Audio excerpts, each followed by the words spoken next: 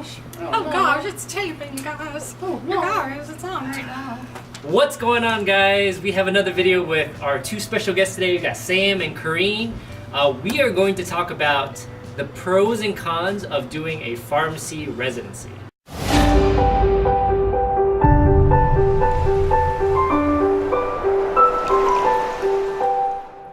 Alright, so we're going to change it up and spice it up a little bit this time around. We're going to have these red and green cards.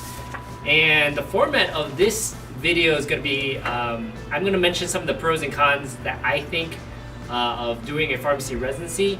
And they're going to agree or disagree.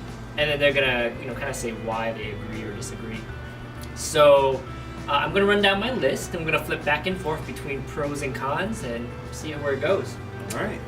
All right, so the first pro of doing a pharmacy residency, I think that it's a business decision.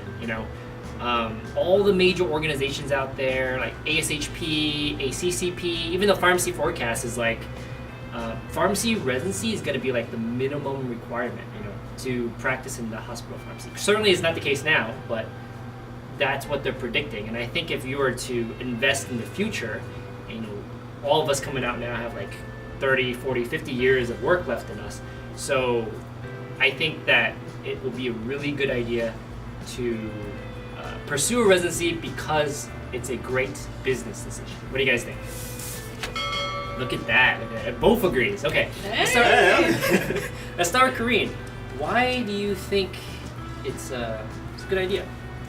I think the points that you already touched say it pretty succinctly, but I definitely think it's a good decision when you're thinking, should I do a residency or should I not?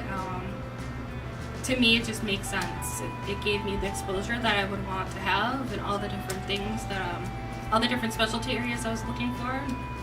So I definitely think it's a good business decision. Okay. What do you think, Sam? I think just personal experience. I mean, I already have friends that were in the hospital setting already before the residency was really a popular thing, and now they're trying to move around to different institutions, different hospitals, and it's a little bit more problematic because they don't have that tag of a PGY1 or a PGY2. So from a marketing and a branding, it just seems like it is a great business decision to sacrifice that time to be able to have a little bit more flexibility in your career. Okay. A lot of great points there. Let's move on to a con now. Why you shouldn't do a residency. So one of the first cons I would say is pretty obvious. Is you don't get paid a lot as a resident. You get paid usually average like 30, 40,000, something like that. So I would say a major con is like a financial setback. And you're getting paid $30,000 to $40,000 as a resident, versus you can come out and make like 6 figures already. So it's a huge gap in difference there. And part of that is like when I talk to my friends who didn't do residencies, they're already like maxing out their retirement accounts. And I still can't max out my retirement accounts. So it hurts. What do you guys think about financial setbacks? Dang. Okay, so let's see what we got. Let's start with Sam this time. Sam, what do you think? Well, while I agree it is a huge difference in what you'll be making with your classmates or just going out and working, I always looked at it, I didn't have money to start off with. So making 30 or 40,000, that's a lot of money for me. And so being able to handle that for either a year or two was still better than what I was making as a student, which was nothing. So that was always the viewpoint I always looked at it. Didn't want to compare myself to other people because, again, I felt like it was only going to be for a short period of time. That's a really good point. Kareen?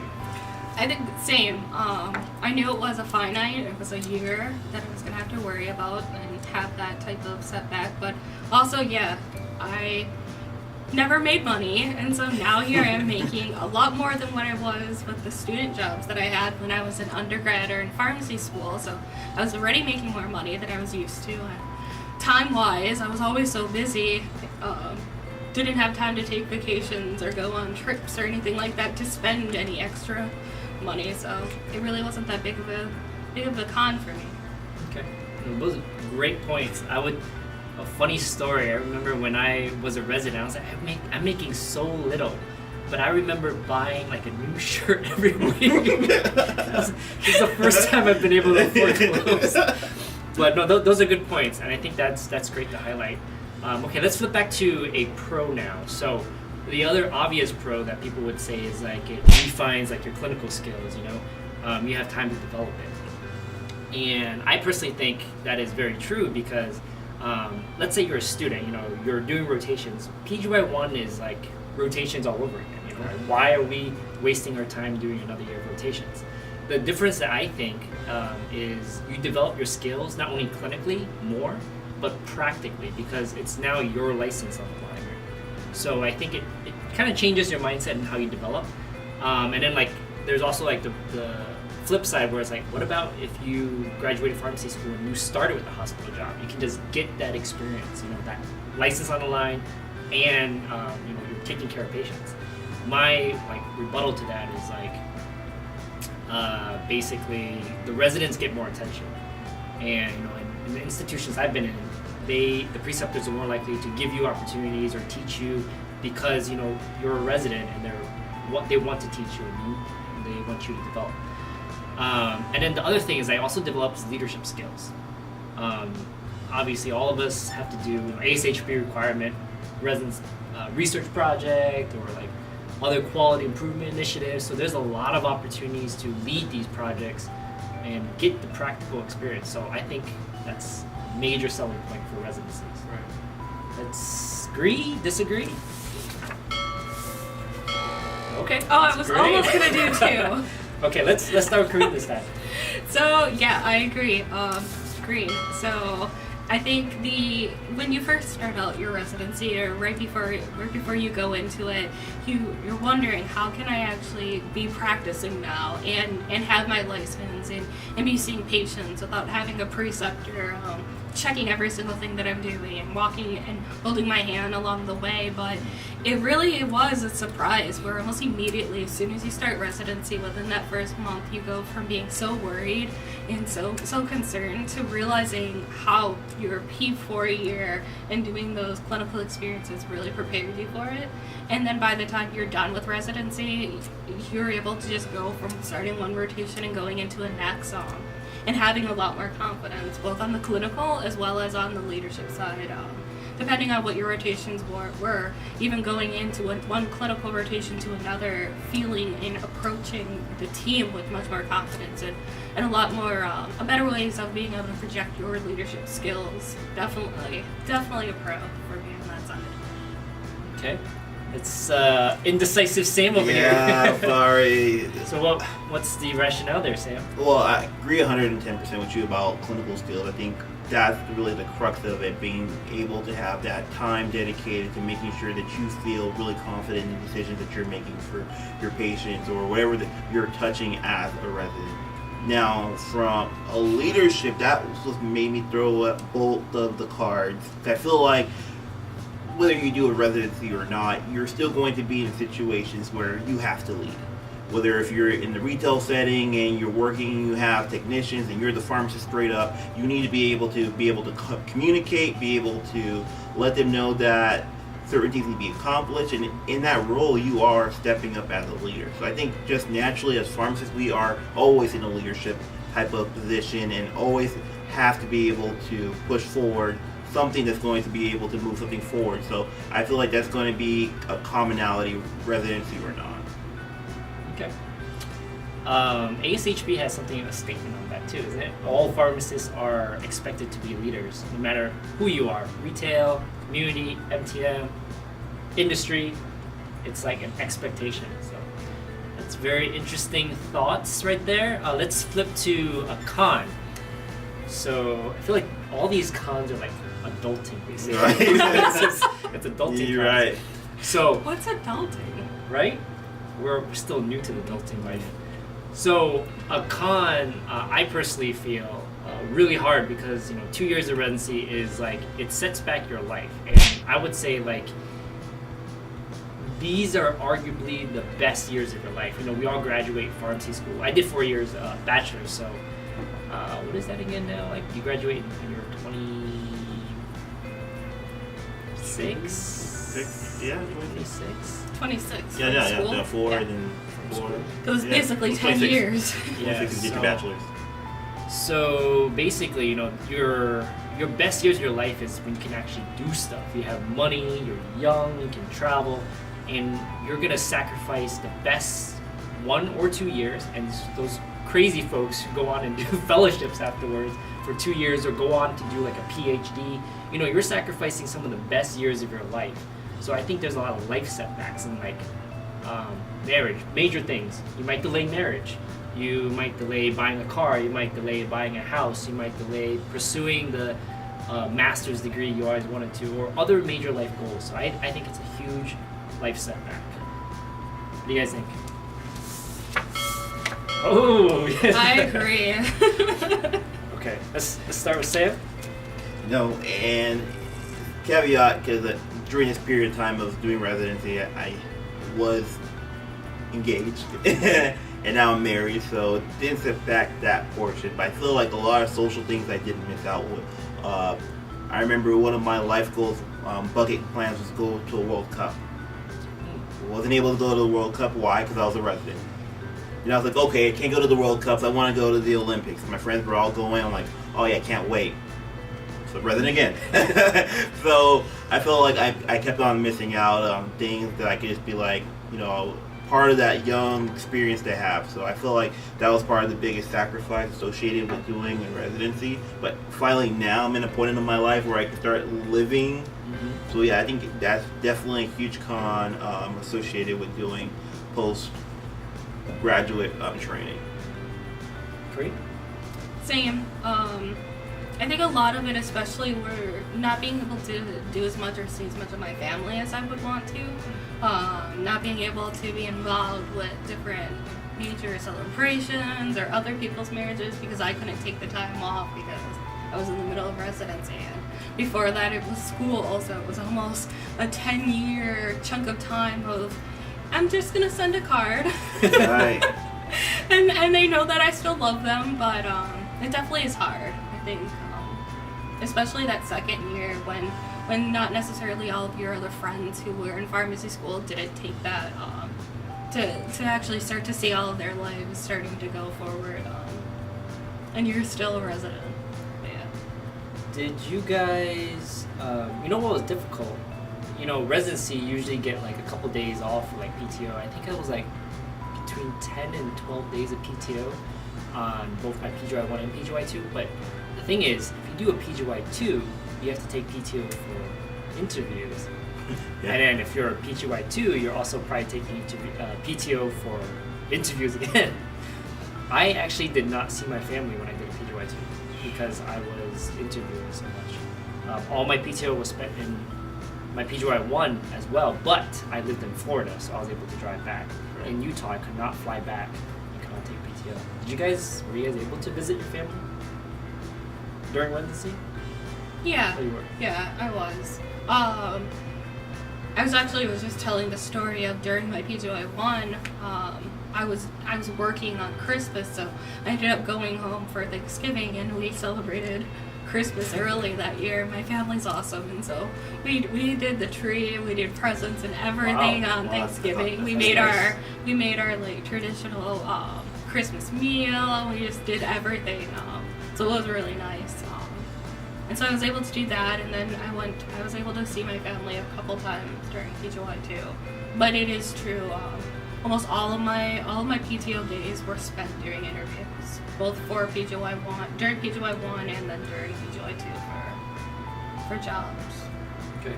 Did you too? Well, so I was lucky. I had a lot of family that were in the same city that I was doing my training, but I think it would have been in the same situation that you were in when you were in a different city from where your family was.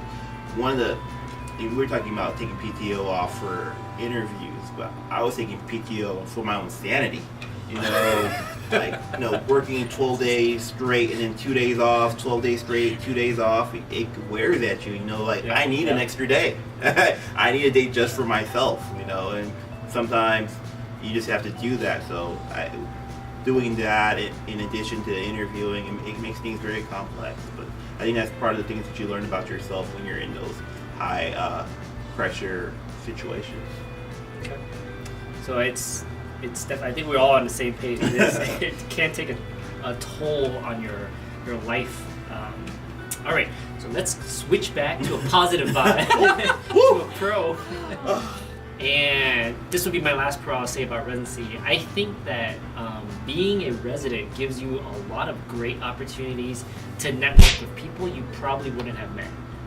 So one of the examples that I always remember is that they took us, so our pharmacy director, his direct report was to the CIO, and he wanted us to get his impression, meet him, see what it's like to run things from his perspective. And he set up a meeting where he had all of his residents, or all of my co-residents, so it was like 4 of us, sat down with him, picked his brain, we talked with him, we saw his vision, his future. But we're sitting right next to this guy, talking to him for like 2 hours. It was a pretty awesome experience. And then conferences, they sponsor you to go to ASHP, and then usually as a PGY2 you usually go to another one as well. They're sponsored to go to whatever specialty conference you want. But those are like great opportunities to have someone else pay for your conference. Absolutely. Exactly. So super important. There's a lot of those kind of things, and people just introduce you. They're like, hey, this is my resident, and you just meet a lot of people. So I think one of the pros is you meet a lot of important people that can help you get places. So I think that's one of the pros. What do you guys think? Agree. Everyone's agreeing. Okay, so who went last? I might have done last. I'm not sure. Yeah, I think it's my turn. I get to go first for the pros. All right. Oh, okay. That's how it turned out. Gotcha. Okay. So definitely agree, and I agree with you for this. Networking opportunities to be able to rub elbows and meet new people that I never would have if I would have just went straight into a position instead of doing residency within the hospital setting I was at, as well as on that higher level of being able to do more networking and connections between just the industry and with the group. I definitely would have been able to sit on some of the meetings I was invited to. And get to interact even with some of the other organizations outside of ASHP. Yeah, and just to piggyback what you're saying, one of the things you always hear in pharmacy is so small, and it's true, super small. And so when you're networking, now you're meeting these people who are super involved in almost everything. And I think I've been put in so many settings with these meetings that we talked about, like ASHP and HIMSS, that you just meet these people who are just have super influence, and people that you probably would have never bumped into or had even an opportunity to meet if you just were moving on your own. So I think that's probably one of the most, if not most important thing associated with doing a residency, being able to shake those hands, being able to really establish yourself, establish your brand. Okay. Very, very good. I think we can all agree that networking is pretty important. Okay, so let's talk about the last con here. And this last con it's almost like a pro and a con. It's kind of weird. And so I would say a con is that doing a residency doesn't guarantee you anything. Like, just because you did one doesn't always guarantee you anything. And the reason why I say this is because I have a lot of friends that did residencies and they couldn't find a job. It was crazy. So it's like, people told me to do a residency and I still didn't get it. And what I want to say to that is, like, that's kind of a con in a sense, because you may not get a job afterwards.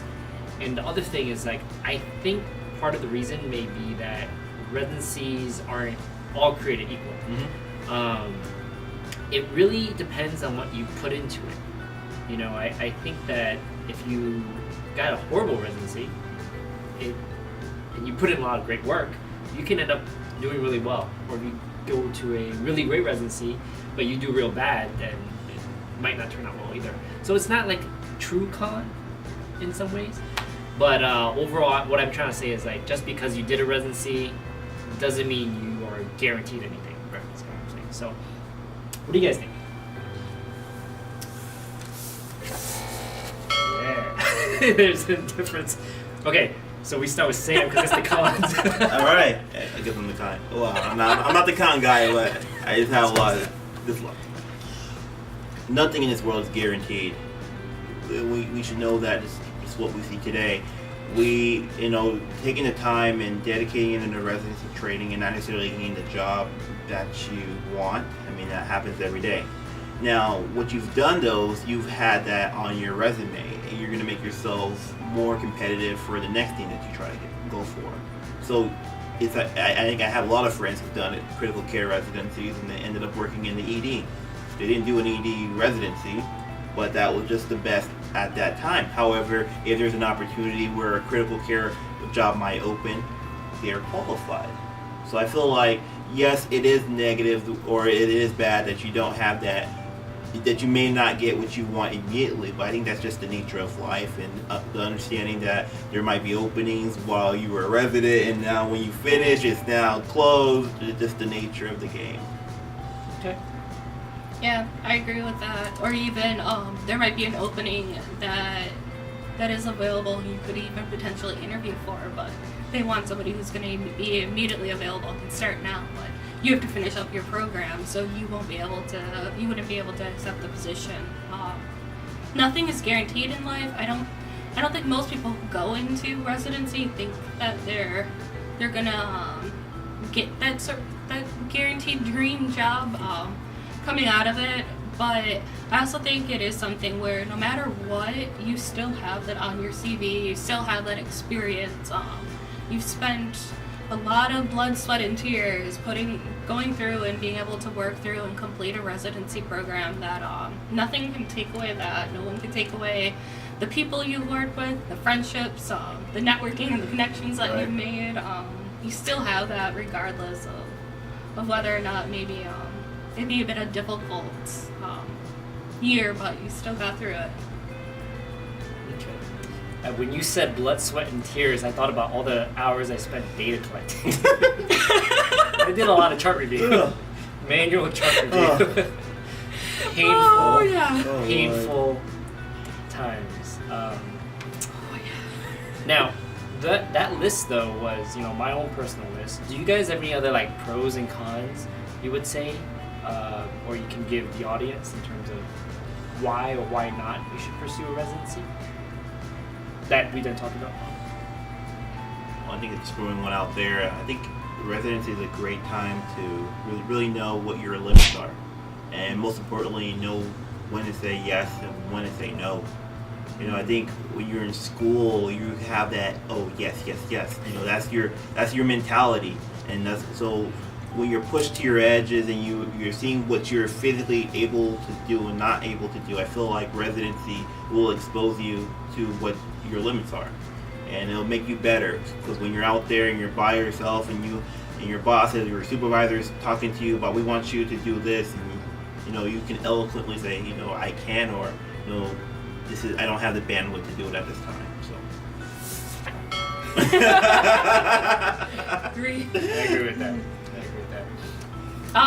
Something that didn't come up on the list, and I'm probably the last person to say this one because of the fact that I stayed in Michigan all through, and I'm from Michigan, but I think residency is also a great opportunity for you to be able to go someplace else.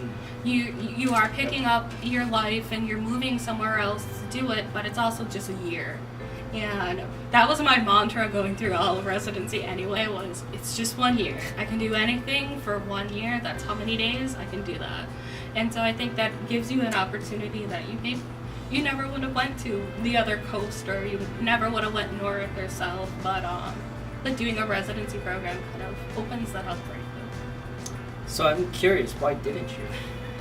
I'm a Midwesterner, and I love the Midwest, and I did interview and I looked up jobs outside of it, but when I end up ranking, I always stayed within my mitten state.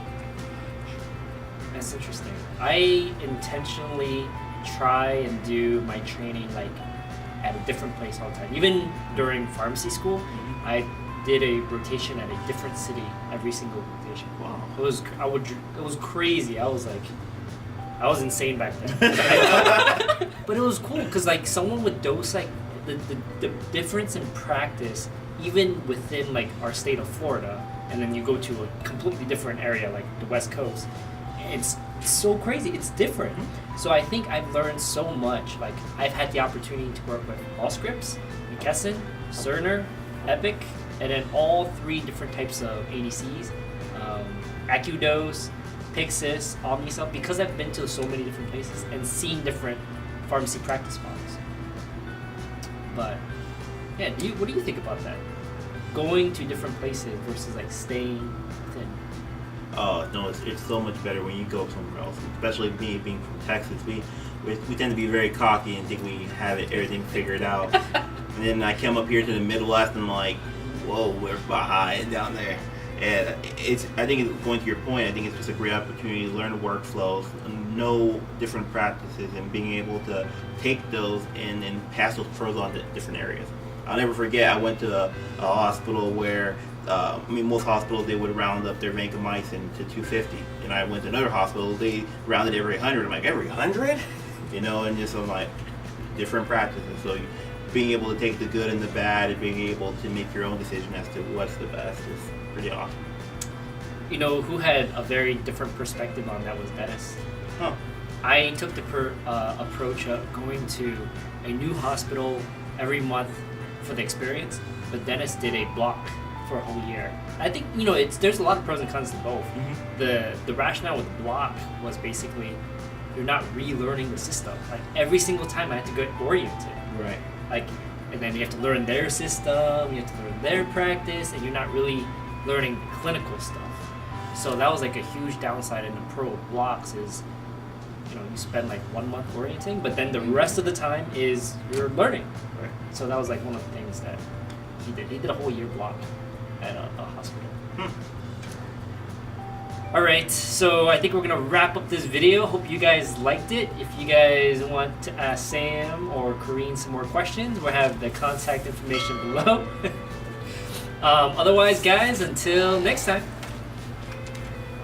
Hey guys, thanks for tuning in and watching the video. If you like the content, definitely hit the ImproRx button over to your left to subscribe, and definitely check out more videos over here to your right. Now, as always, if you have questions, comments, and even better, suggestions for future videos, definitely let me know in the comments below.